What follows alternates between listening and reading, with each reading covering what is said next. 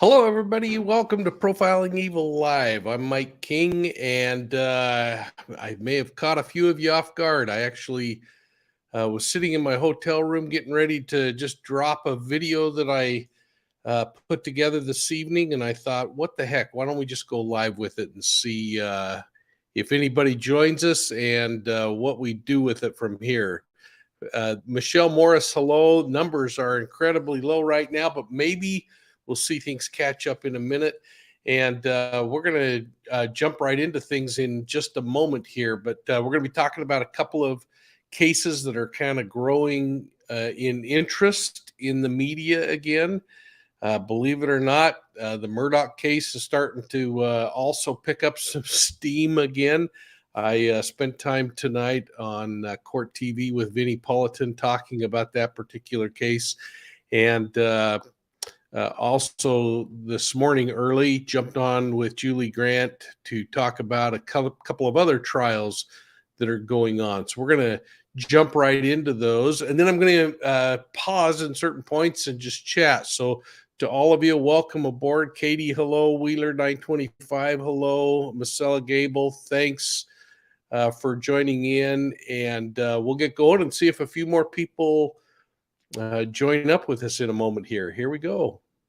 The Gabby Petito case, Lori Vallow Daybell and Zachary Anderson, all murder cases, all domestic violence cases.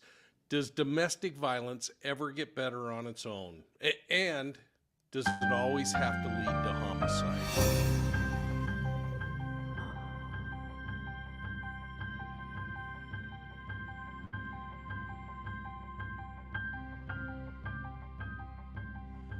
Well, hello, everybody, and welcome to Profiling Evil. Today, we're going to be doing a quick recap on three cases that I've been doing a lot of research on, just kind of catching up on things.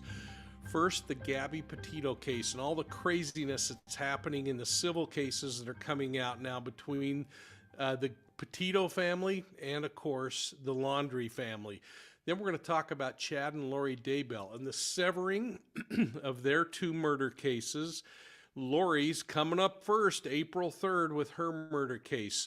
They're charged with murdering Chad's his first wife, Tammy Daybell, and also with murdering Lori Vallow Daybell's children, Joshua J.J. Vallow. And who's to say prosecutors aren't ready to roll on the murder case down in Arizona of Vallow? And also, don't forget about Joe Ryan. I keep wondering when something's going to drop on that. And do you think they'll ever charge murder charges on the death of Alex Cox, Lori's brother, the accused killer, also in this whole mess? And we're going to see his name come out prominently, I believe, in the Lori Vallow murder trial. And then we're going to talk about that jilted ex-boyfriend who's accused of stalking and murdering his ex-girlfriend, the mother of his children's boyfriend. If time permits, I think we'll talk about the Moscow murders for just a second and talk a little bit about those search warrants around Brian Koberger's case and, of course, whatever else we have time for. So make sure you're hitting that like and subscribe button and ringing the bell so that you get all of our videos just like today's video. Now, we're going to be talking about some of the discussion I had on Court TV today, and I hope you'll join me tonight with Vinnie Politan on Court TV as we talk about a brand new case that we haven't talked about here before. It's been an incredibly busy week, and I'm doing this particular video from Washington, D.C. But first, let's jump into this case about Gabby Petito. Brian Laundrie is the killer of Gabby Petito. We know that now through all kinds of evidence has come out, but the big news is what's happening between the parents. They seem to have forgotten all about this domestic violence homicide that occurred. But the big news in the Gabby Petito case is the focus on this alleged letter that Brian Laundrie's mother sent to him. Now, the letter references her saying, "Bring a shovel and we'll bury the body." She says it's nothing to do with the actual murder that happened with Gabby Petito. It was just terrible timing and a bad joke, a joke about a book that she, Brian, and Gabby had joked about many times before. My question is, do you buy it? Or do you think it's all just made up to try to soften the discovery of this letter? See, the Petitos are suing the Laundries because of the emotional stress that they had to endure during the time period in which Gabby was missing. A period of time when they were asking the Laundries for help in finding their son as well. Now, they say the Laundries knew that Gabby was dead, but they spent more time helping their son figure out how to escape responsibility than in getting the truth out about what actually happened. The concern about this letter came about because Mrs. Laundrie reportedly wrote her son a letter that was discovered at the time they found Brian's body and taken into custody. Their attorney, the Petito attorney, actually saw the letter in the FBI offices and indicates that the letter is from Mrs. Laundrie to her son, where she references getting a shovel and burying a body. Now, previous media reports state that law enforcement recovered this letter in that backpack Brian Laundrie had with him when he committed suicide down in the Florida swamps. It was the same backpack where he apparently wrote a notebook and actually confessed to murdering Gabby. And of course, that all will come out more as this trial comes about. But let's take a minute and listen to discussions that I had with Julie Grant on Court TV today as Julie kind of lays out what this letter is all about. All right, so they're going to be in court this morning, the Petito parents and the Laundrie parents. This is a status conference. Our Matt Johnson is going to be there covering this one for us, so we'll see what comes out of it. One thing we're expecting, though, one of the pieces of evidence the Petito's attorney wants to bring in at trial is something that's been talked about, that letter that Roberta Laundrie wrote to her son. The cover of the letter was titled, quote, "Burn After Reading." And according to the Petitos, it shows knowledge of Gabby's death. In a motion, they say, quote, "The request is relevant because it goes to the issue of knowledge on the part of your clients of Gabby's passing and the location of her body. The request certainly would also include the note that Roberta Laundrie wrote to Brian, which she offered to bring a shovel to help bury the body."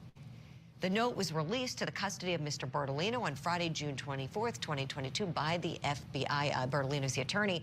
Now, since this motion, Roberta Laundrie has issued a statement. She says the letter was given to Brian before he and Gabby left on their road trip.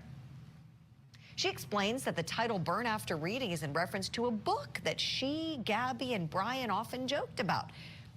She said this, quote, "Although a few of the words in the letter are being quoted by others as having a connection to this case, all of the words taken together and in the context of the reason the letter was written to show that there is no connection," end quote. So why do they want to keep it out? Now, the Petito family attorney is asking the courts to allow him to ask Roberta Laundrie about that letter in a deposition. The judge in the case, Danielle Brewer's her name, said that she doesn't see how it would be relevant to this case. Holy cow, it sure seems like an important question to me, and I'm confused why the judge would say that there's no value in it. Now, the Laundries continue to contend that they have no duty to the Petito family. I don't know how out of just decency you couldn't do that. And I want to just stop there for a moment and see what some of your thoughts are on this. Number one, this sentiment that we have no obligation to the family. I mean, this couple was talking like they were going to get married. Both parents, I'm sure, were engaged in the relationships their kids were having. They certainly, on the Laundrie side, knew Gabby really well since she was living there at times, and certainly on the Petito side. So I don't know. Somebody's shouting out that the recording is very low volume and the sound's good now. Let me know what your thoughts are. I don't know. It's all sounding pretty even. In fact, I'm using a sound meter on my end, so we'll look at that. But from a legal perspective, there may be something to not saying anything, and I kind of touch on that here in a moment. And I want to tell you, folks, I got the Profiling Evil legal counsel in the house tonight, Michelle Morris. We're going to talk in just a moment, maybe about this one and certainly about the next case that's coming up in a moment. How you would respond, folks. I mean, again, as mentioned on Court TV today, as I talked to Julie Grant, I have followed this case from the very beginning. I think I was probably one of the first true crime channels to actually talk about it when it first happened. In fact, I was on Scott Reich's show, I believe, talking, and he asked me what I thought was the next big thing. And I said the Gabby Petito case. And boy, did it become the next big thing. Now, I know the areas where the domestic violence occurs. I've been to Moab many, many times. I worked with that police department when I was working at the Attorney General's office. I worked with the Sheriff's office. I personally know Sheriff White, who was the sheriff in charge at the time. He's now since retired.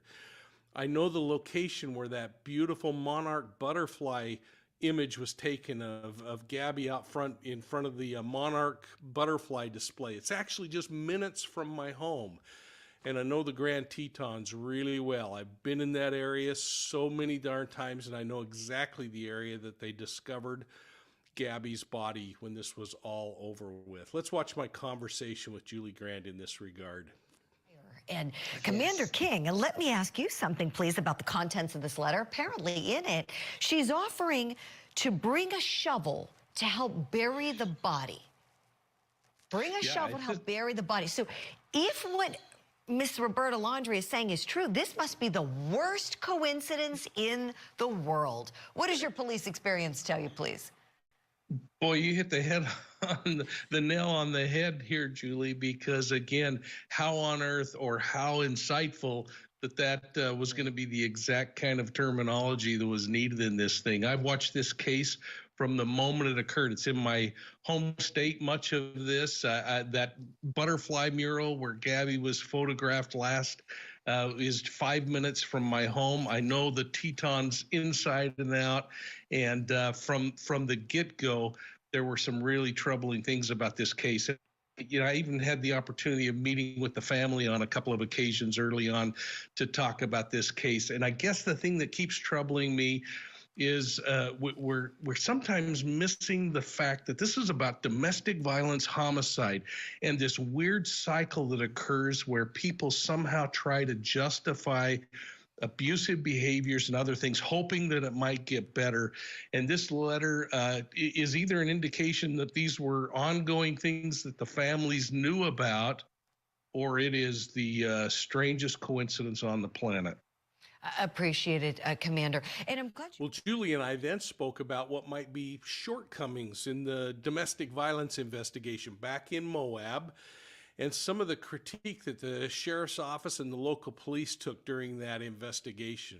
We also spoke about this evaluation process that's supposed to occur in these kinds of domestic violence cases, and frankly, some of my thoughts on what may have happened in this particular case.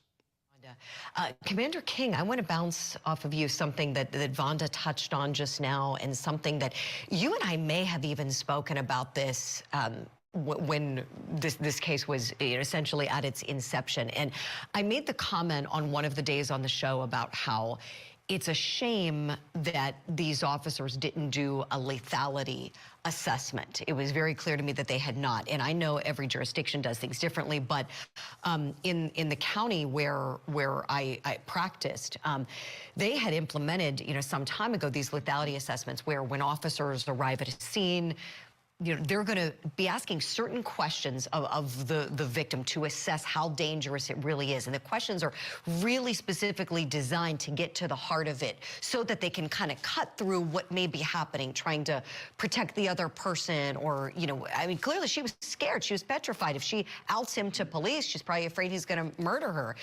So these lethality assessments are something that are used in jurisdictions. That being said, fast forward to now. I remember seeing in the news the Petito family is fighting for this to happen in Utah. And, Commander, I'm curious if in the jurisdiction when you were serving, if this is something that has been implemented, what you think of these, and if they should really be in every jurisdiction. Yes.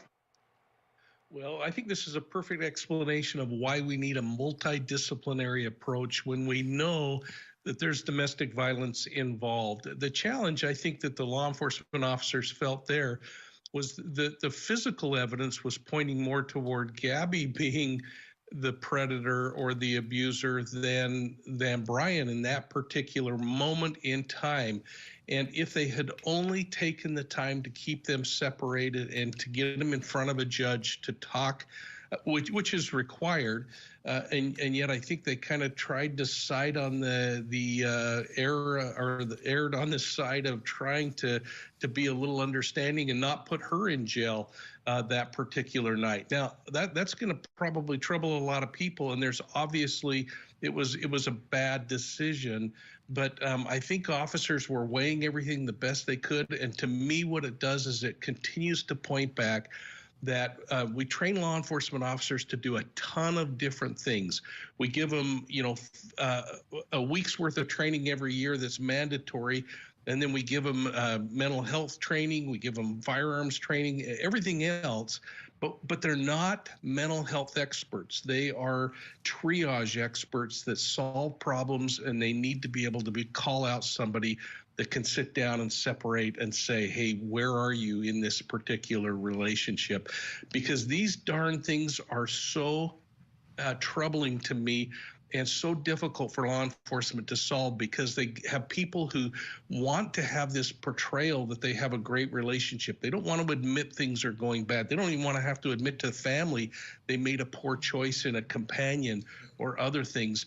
And we really need experts to do this, not triage experts like law enforcement are. Yeah, really great insight you're sharing, Commander. Appreciate that. Yeah, I say it all the time. I think police in America have the toughest job in the world. I really do. And so it's unfortunate, because you're right. There are so many different situations that are encountered, and hopefully this is just something to learn from, do better next time, take this situation as an example to try to reform assessments so that perhaps something like this could be prevented again. Great discussion. We'll be talking more as this hearing is going to happen today in the Petito Laundrie civil case. Vaughn DeSargent, Commander Mike King, thank you both. Stand by, please. So here's my question for each of you. Do you think the Laundrie family owes the Petito family more information? Or do you kind of understand their caution, knowing that their son's decision could impact their own financial resources? And frankly, if you believe that some of the allegations that they're accusing about the Laundrie family are true, knowing that their son had committed this homicide, and yet knowing and helping him avoid police detection, perhaps the lawsuit is warranted. What are your thoughts? I hope you're going to put your answers down below. And I hope, knowing how sensitive this particular case is, that you'll take some time to correspond with each other, talk to each other, and kind of learn. But again, be compassionate during this thing. This is not a time to attack or say really mean things. And frankly, if you're a troll out there, just go find a different place to do your thing. This is not the place. There's a lot of people hurting over this one. Well, let's take a little transfer and let's go to Idaho. All right, I'm going to stop there for a minute. I'm going to bring in my dear friend, Michelle Morris. How are you, Michelle? I'm good. How are you? Doing well. I thought this would be kind of an interesting time to talk about this really interesting position that the Laundrie family has been put in, because they may or may not have known what their son was doing. And I think we all have some real strong opinions, but I'm going to take the real nice level playing field here and just say they may have or may not have known. If they didn't know, you can't blame them for trying to protect their own financial security and other things by following the advice of a lawyer. And yet, how do you take a child that's lived in your house and just completely and emotionally discard them? I don't know. What are your thoughts from a legal perspective and as a human being? From a legal perspective, I think this is a very good example of a case where the letter of the law and moral obligations diverge. I don't think that they had any obligation to say anything to the Petitos at all from a legal perspective. They definitely have a Fourth Amendment right, the Fifth Amendment right to not admit to anything with regard to themselves and probably with regard to their son, even though he was an adult and not a minor. But from a human perspective, of course, they should have said something. I think that's a moral obligation. But then the next step in the parade is that when they did say something, it appears that they said something intended to mislead, and that's probably fraudulent. When they actually did make the statement, they were not honest in the statement that they made. So there might be a duty that the court finds in that statement, hoping that they find Gabby when they know she's already dead. I think that's the thing the whole trial will hinge upon, that particular statement was or wasn't made honestly or dishonestly, because I don't think there's really any obligation otherwise. As a parent, put your hat on as a parent. I'm trying to think back. I watched 3 kids go through the dating process, the courting process, the marriage process. I don't remember ever sending them out on a road trip with a letter that said, "I'll bring a shovel and we'll bury the body." It could easily have come from a book. Her story, Mrs. Laundrie's story, might be true, but if it is true, it should be incredibly easy to prove. There should be some indication of when she bought the book, and if she and Brian and Gabby were joking about it all the time, other people would have heard that joke. And so bring someone in to say, yeah, it was a running joke in the family, and they were writing letters because they were going to be away from each other for this extended period of time or whatever. That should be a no-brainer. To me, it seems like an easy piece of evidence to deal with. And I don't really understand why the defense is going to so much trouble, particularly just with regard to a deposition, because generally in depositions, evidence that's discussed doesn't have to be actually admissible. It just has to be likely to lead to admissible evidence. So I don't understand the judge's ruling, and I don't understand why the attorneys are trying to keep it out already. I did a little research on the web, and there actually was a book series called "Burying the Bodies," and you could lean that way, or it's an awfully great way to fix a mistake that you made or something that got you caught. And frankly, I think I can just about every statement you can make, you can find something online to say, oh no, that was the reference. So it's going to be interesting. I think the judge should give them the right to question Mrs. Laundrie in the deposition about that. And I can't understand why she's saying it's not important. I agree. And it's, those kind of statements in Texas, at least, are relatively common, kind of a common, how does it go, tongue-in-cheek joke. I have a daughter, a shotgun, and a backhoe, so, that kind of stuff, those kind of jokes are relatively common in some areas of the country, but also it should be easily explainable if it's explainable. Yeah. Now I want to play devil's advocate and cop proponent, which is not unlike me on Profiling Evil to be cop proponent.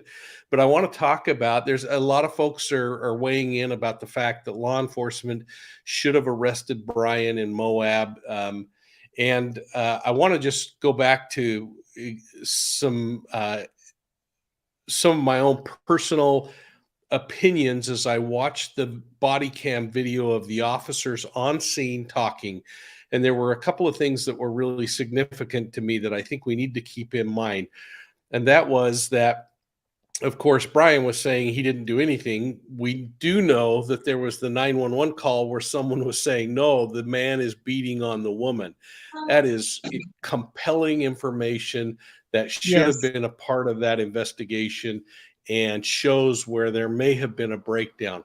But when the officers were talking to them outside of the park, Arches National Monument Park in Moab, they saw physical contusions on Brian Laundrie that he said were caused by Gabby striking him. There is video of Gabby saying, yes, I struck him. And in all rights, folks, law enforcement could have potentially, and frankly, I wish they would have, because maybe it would have saved her life, could have arrested Gabby for domestic violence abuse at that moment, because Gabby wasn't saying, as many domestic violence victims don't say, is that I'm being victimized. And law enforcement, we know, in hindsight, made an error in letting him go and not letting a cool down period happen and getting him in front of a judge. A lot of things, but I just feel compelled to bring that out, even though I believe Moab City is going to pay a bucket load of money to the Laundrie family, regardless. I don't know that I necessarily think the officers were completely off base by saying, what do we do? I don't know. What are your thoughts there, counselor?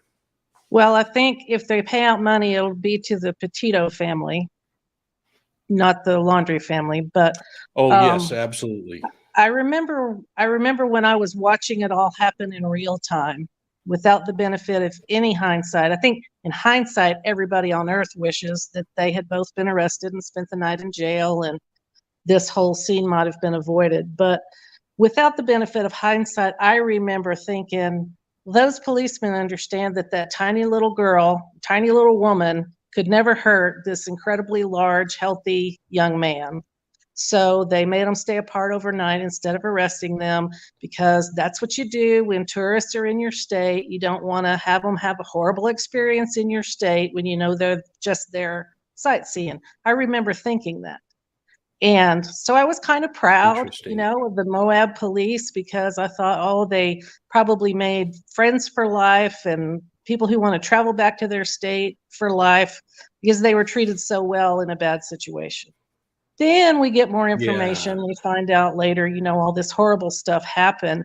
Now everybody wants to second guess the policeman.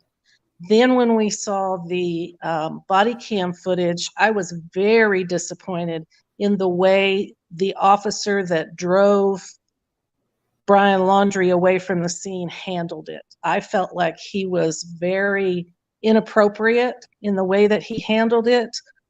If he was my employee, he would have been counseled and probably sent to some additional training or something, because he just kind of handled it like they were bros and it was no big deal and, your little woman kind of thing. And let's talk about hunting or whatever they did, instead of continuing to handle it as a very serious matter. And maybe that emboldened Brian Laundrie, maybe it didn't. But I wasn't happy with that particular officer's handling of it. But I have a question for you.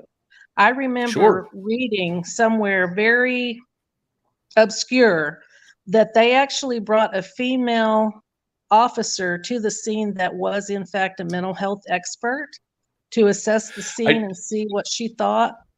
Yeah, I don't know if she was a mental health expert, but there was a female parks officer who responded. And I know that in the Salt Lake Tribune or the Salt Lake Deseret News, there was an article sometime after where she was really beating herself about not doing more, but again, felt like there was not enough to quite push him over the edge.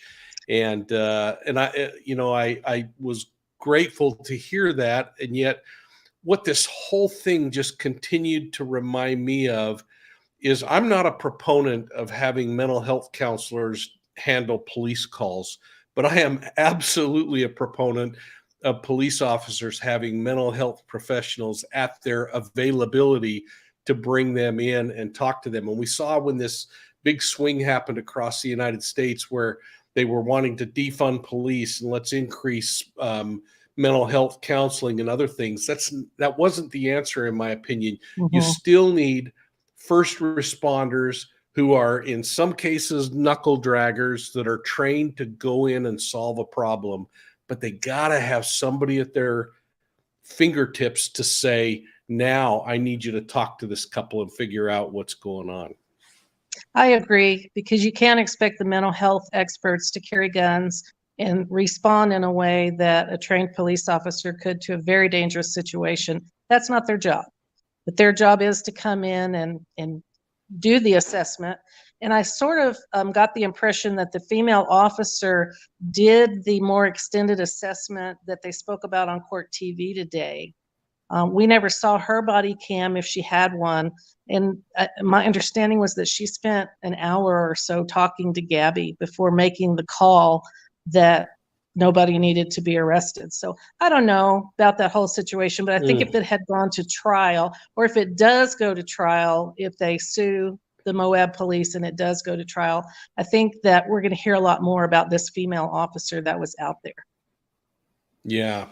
Well, what a tragedy. And you know, I guess part of what I was trying to get across to Julie Grant on Court TV today was, again, I'm a little troubled that we kind of are getting consumed in this Laundrie Petito battle, which is more like we just want to prove you were wrong than really talking about the problem, which is domestic violence, homicide, and this domestic violence cycle where people just, you know, they invest in a relationship and they don't want to admit that it's gone bad. And I think the time for that will they only get worse. The people, the true crime people, are going to follow wherever the courts go on it. And then when the court issues die down, I think the time will come for focusing much more on the domestic violence nature of it and some preventive measures. And I'm sure some things will happen in Gabby's name that will hopefully improve the situation nationwide. I just think that it's a little bit early because these lawsuits are continuing. We'll get there. I really feel like we will. Yeah. Well, thank you on that. And I want to kind of shift gears. And folks, thanks so much for these awesome comments on here. I am trying to kind of multitask and read some of those as we go along. And I really appreciate the fact that you're working back and forth internally with each other.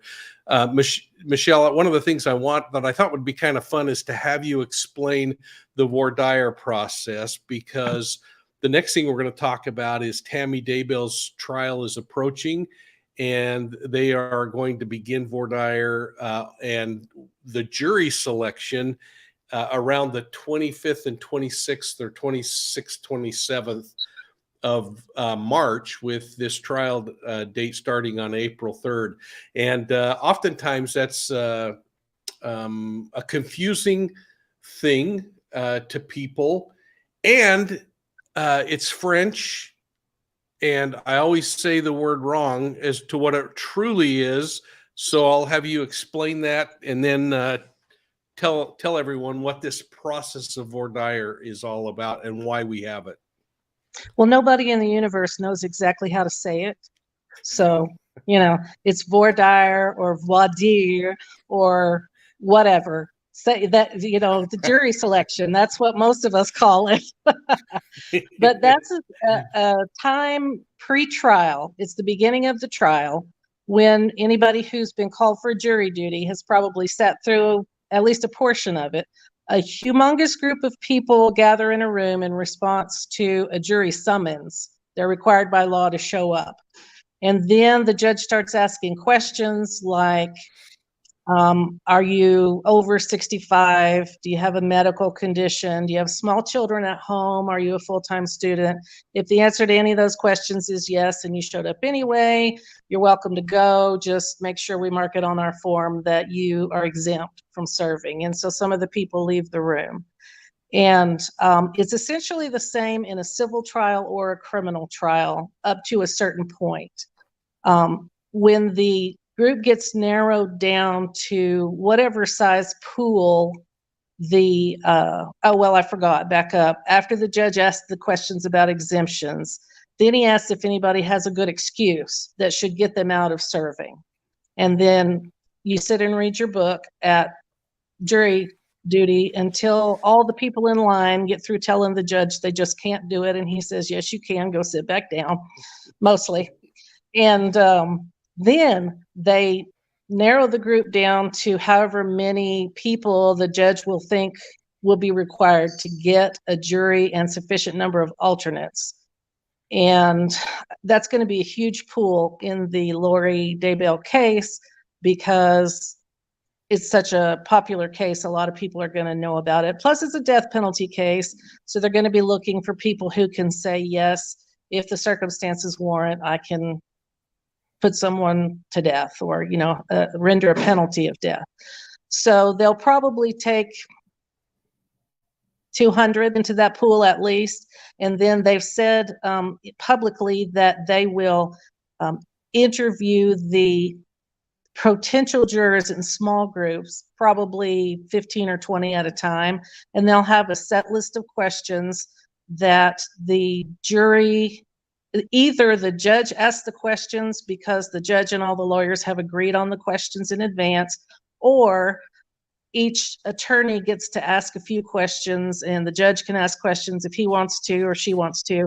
And then the attorneys all get together and decide if anybody in that pool they don't want for a reason for cause. So for instance, this is where I always get kicked out because I'm a lawyer and I'm the child of a law enforcement officer. So I always have to sit through it until now and then they kick me out. Because lawyers can't make rational decisions. So anyway, you should be a retired cop. They don't want you almost immediately. It's true.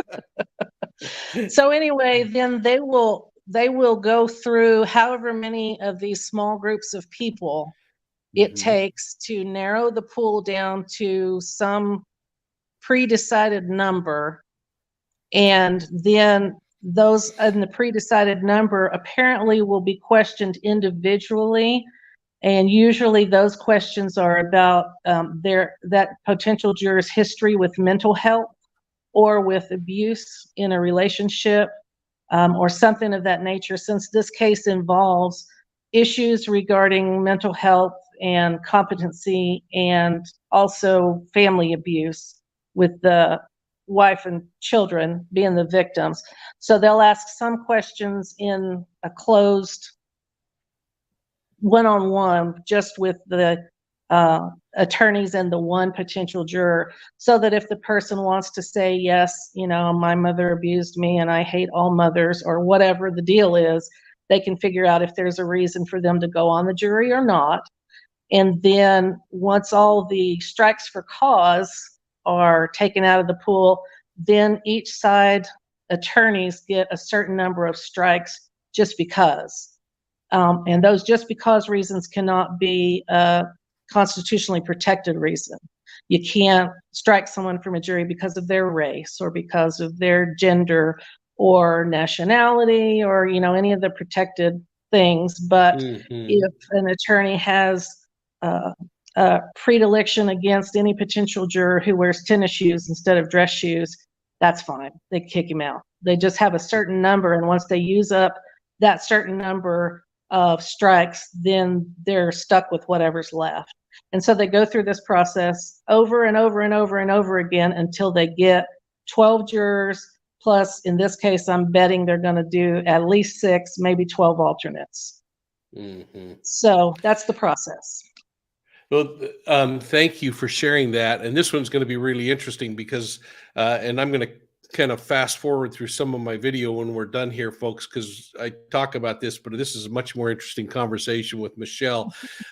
This thing is going to really focus too on religious ideology of these people that are potential jurors, how they feel about certain faith traditions or belief systems. and I think that's going to play out huge in this thing.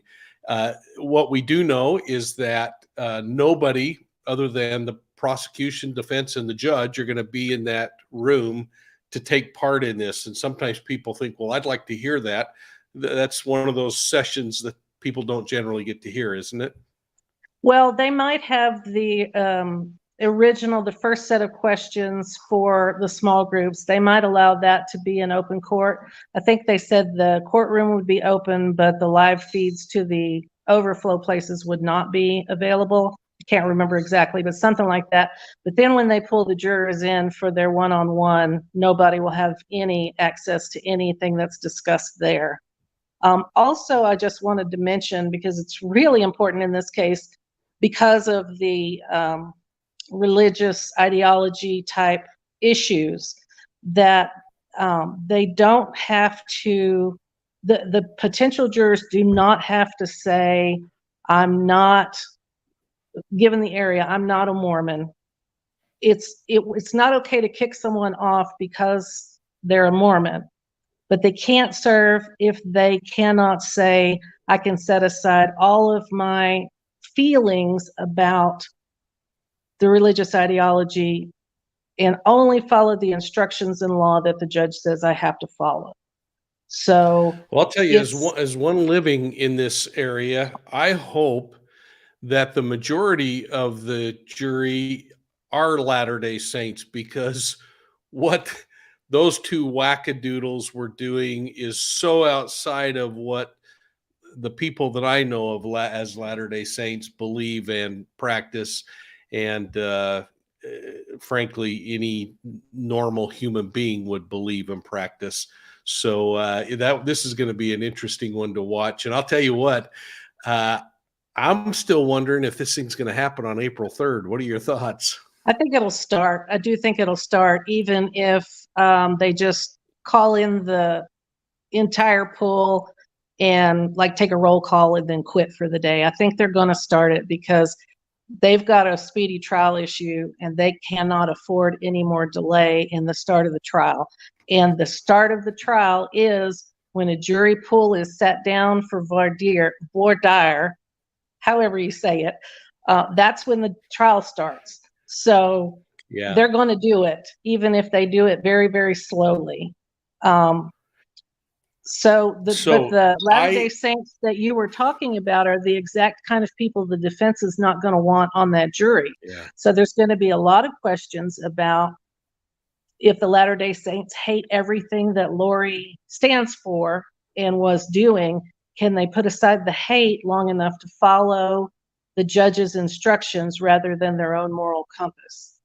And because some of the instructions might not align at all with those beliefs. So they don't have to find non-Latter-day Saint people. They just have to find those people who can say, yes, I can follow the law regardless of what my gut is telling me. Well, I have long held that this is a cult. I've spent much of my career managing and investigating and understanding the behaviors of cult recruiting tactics and cult behaviors. I hope I just don't have too much to say during this one, because I've got a lot of opinion about the dynamics that were going on in that organization. And I'm frankly looking forward to seeing this exposed. I agree. And that makes me want to look for a silver lining and say that maybe the untimely and tragic death of JJ and Ty Lee saved the lives of a lot of other people, because this could have easily gone down the road of Jim Jones, I think, eventually. So, yeah, you know, and I'm going to add Tammy Daybell and Charles Vallow, and I believe Joe Ryan. And I think we might even hear about Alex Cox somewhere down the road. Last thing I'm going to ask, just because I would have never believed, well, no, I did. I predicted Alec Murdaugh would take the stand. Do you think she'll take the stand? And do you think she can somehow convince Chad to do it before he goes to trial? Chad's listening to his lawyers, so she's convincing him of absolutely nothing, in my opinion. And I do not think that she'll take the stand.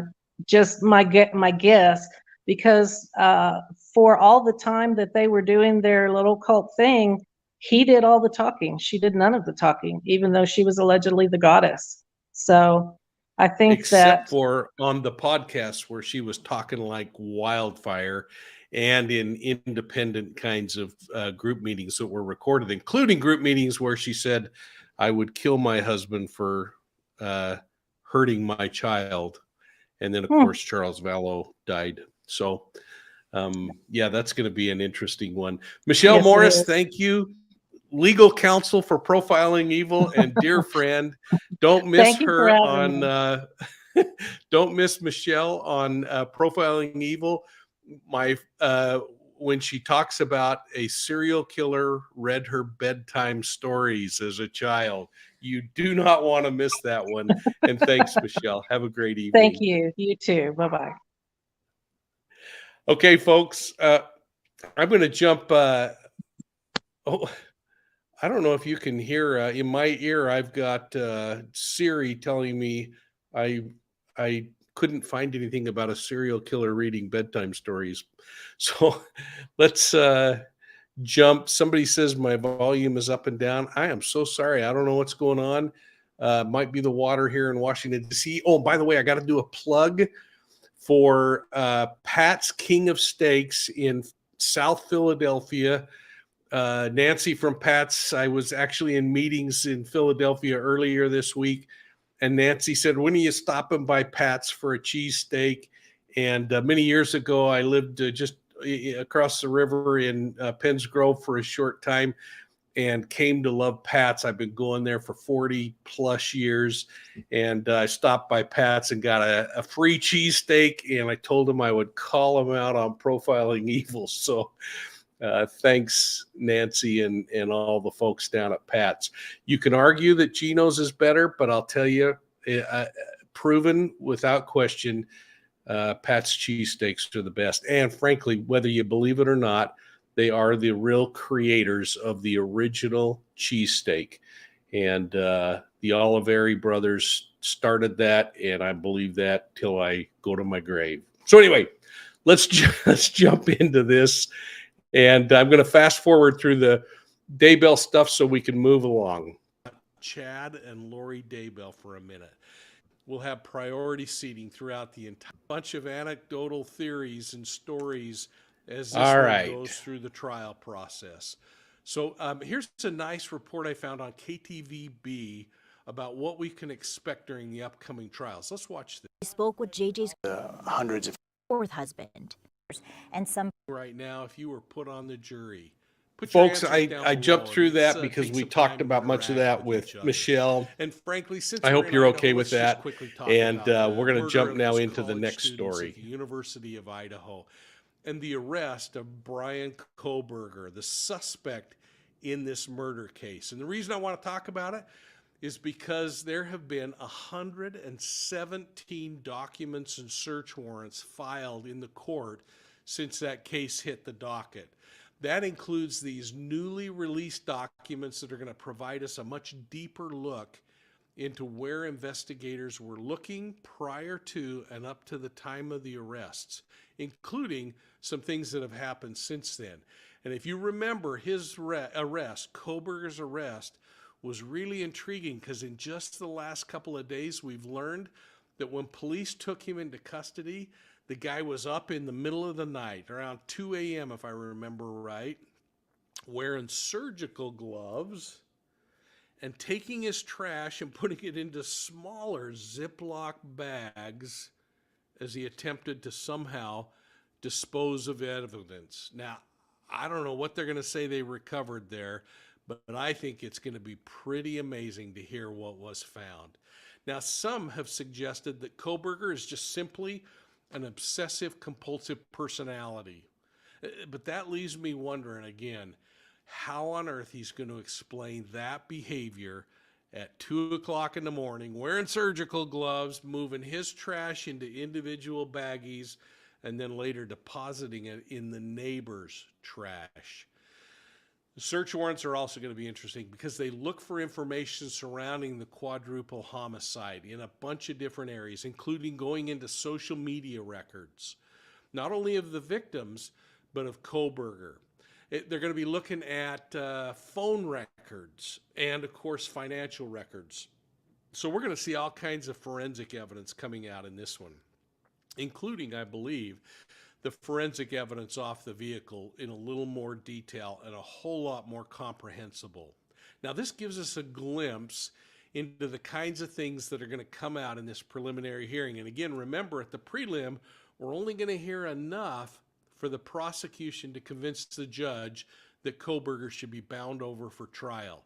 And then in the trial, that's where the kimono is going to be opened, and we're going to see everything that the judge will allow into trial. Hopefully, he will allow all of it into trial. Now, I haven't spoken much about the theatrics that are going on around the Kohberger and Idaho case. Frankly, I just am waiting for more legitimate and authoritative sources to release information. But I am comfortable in saying that, frankly, personally, I am glad they are destroying the house where those murders occurred. You know, this should be a memorial, and it should be a reminder of how evil can be overcome, desperately needed in a case like this. And evil will be overcome, and that will be a place of reflection, and hopefully a place where other people who are thinking about bullying or mistreating or taking dominion and control will have a second thought about how violent and bad those things can become. Kohberger's preliminary hearing is scheduled for June 26th, and that date's going to come pretty darn quick. And finally, let's talk about another case that I was on Court TV about today, the obsessed ex-boyfriend murder trial in Wisconsin versus Zachariah Anderson. And if you remember, Anderson is a 42-year-old guy on trial for the murder of Rosalio Gutierrez, and that happened back in May of 2020. Now, Gutierrez's body has never been recovered, but that isn't stopping law enforcement and prosecutors from moving forward on the trial. A lot of times people are upset when there's not a body found, but keep in mind there are literally more than 500 murder cases that I know of on file, according to records and media reports, that have successfully been prosecuted without a body. This could be another one, and it really brings hope back to cases like Maya Miliete or Suzanne Morphew, that still these cases can be brought to prosecution. Now, this guy, again, no body, but he's facing murder charges that could land him in prison for the remainder of his life. Now, the prosecution says he committed a violent homicide to prevent his ex-girlfriend from continuing her new relationship with a man that he didn't like. He is the one that wanted to be in the picture. Now, police say that Anderson stalked and planned the murder, meticulously figuring out all of Gutierrez's moves, his daily movement, how he did things, and when he was around home and when he wasn't, including the fact that he apparently put a burner phone in his ex-girlfriend's vehicle so that he could track her movements. And then he used another GPS device to track her, and devices that he installed so that he could listen to the couple as they went from home to home. According to prosecutors, he even resorted to doing his surveillance with his young daughter in the car with him. Can you imagine? And we actually talked about that on Court TV today. Let's listen. This is so sad, this case. I mean, think about the position that that little child is in. I mean, 12 years old she was at the time. You know, we're going back just a couple of years. The incident date, May 17th, 2020. But still, you know, the trauma and really the allegation here from the state is that this defendant took his child along with him to do some of the stalking. Let me bring in my guests and talk to them about this. Standing by in Washington, trial attorney Vaughn DeSargent, and in D.C., retired police commander Mike King. This, I think, was the allegation that stunned me the most, taking his child with him. There's an allegation that the month before the brutal homicide of Rosalia Gutierrez, that Zachariah Anderson took his little girl, who was 12, with him to mom's house. She was there with her new boyfriend, and he's having the daughter peek through the window and look at them cuddle. He puts a recording device outside the window in a fan, apparently, that was next to the bedroom window. How sick is that? Apparently, the daughter noticed some papers in his possessions that belonged to Gutierrez. And this child apparently also told her mother that at the time her dad gave her a phone to record her mother. Commander King, let's talk about this. So here we have a guy who, according to investigators, is very jealous, engaging in stalking behavior, but then he brings his kid into it, according to police. What does that say to you, please? It points to how focused he is on this individual and how consumed he is with the frustration, the anger, the emotion that he's feeling. In my opinion, this really points to that. And it also makes good sense, because this child has the inside scoop. And so to be able to interrogate that child and get more information about the relationship, the fact that they're going to watch movies together at the house and other kinds of things, is really important in this whole foundation that the prosecution is laying out, that he is stalking and preparing and planning for this homicide. And I think it's not as much about the fact that this is a messed up dad and daughter relationship. If he's doing these kinds of things, it's more about his absolute focus on the target and how he's going to solve a problem. And maybe using that child was one of his last-ditch efforts to try to convince the mother that this little family needs to be back together again as well. And we've seen that happen over and again, where children end up becoming pawns in this goofy mind game that parents are playing as they try to manipulate one another or escape one another.